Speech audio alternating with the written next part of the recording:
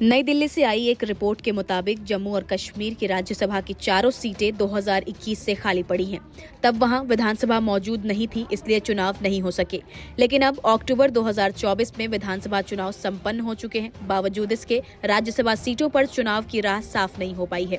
इसी बीच चुनाव आयोग ने केंद्र सरकार से आग्रह किया था कि जम्मू कश्मीर की राज्यसभा सीटों के कार्यकाल को अलग अलग करने के लिए राष्ट्रपति से आदेश जारी करवाया जाए, ताकि भविष्य में द्विवार्षिक चुनाव की प्रक्रिया लागू हो सके। लेकिन 22 अगस्त को केंद्रीय कानून मंत्रालय ने चुनाव आयोग को साफ जवाब दे दिया कि ऐसा कोई प्रावधान कानून में नहीं है और इसके लिए जनप्रतिनिधित्व कानून 1951 में संशोधन की आवश्यकता होगी।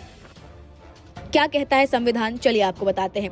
संविधान के अनुच्छेद 83 के तहत राज्यसभा एक स्थायी सदन है जिसमें हर 2 साल में 1/3 सदस्य रिटायर होते हैं। ये क्रम इसलिए बनाया गया था ताकि संसद का ऊपरी सदन स्थिर बना रहे।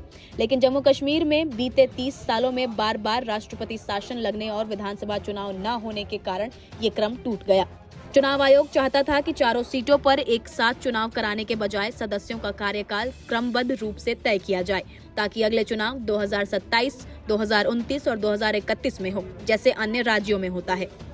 इस पर केंद्र सरकार का तर्क क्या था, वो भी आपको बताते हैं। केंद्र का कहना है कि ऐसा करना केवल जम्मू कश्मीर के लिए संभव नहीं है, क्योंकि दिल्ली और पंजाब जैसे राज्यों में भी यही स्थिति है।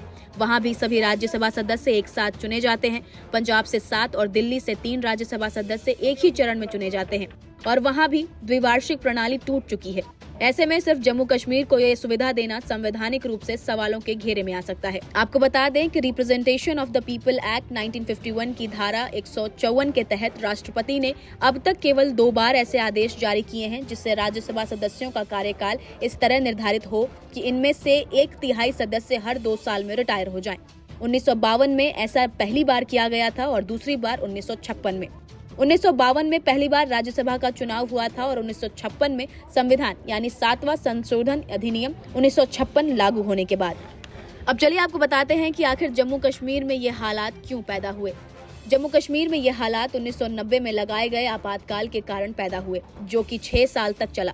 वहां के सभी राज्यसभा सदस्यों का कार्यकाल एक साथ पूरा हुआ। जम्मू कश्मीर का प्रतिनिधित्व करने वाले सभी 4 राज्यसभा सदस्यों ने फरवरी 2021 में अपना कार्यकाल पूरा किया। उनमें गुलाम नबी आजाद और नजीर अहमद लावे ने 15 फरवरी को अपना कार्यकाल पूरा किया, जबकि मीर मोहम्मद फयाज और शमशेर सिंह मानहास का कार्यकाल 10 फरवरी को समाप्त हुआ। इसकी वजह से रोटेशन का सिद्धांत प्रभावित हुआ।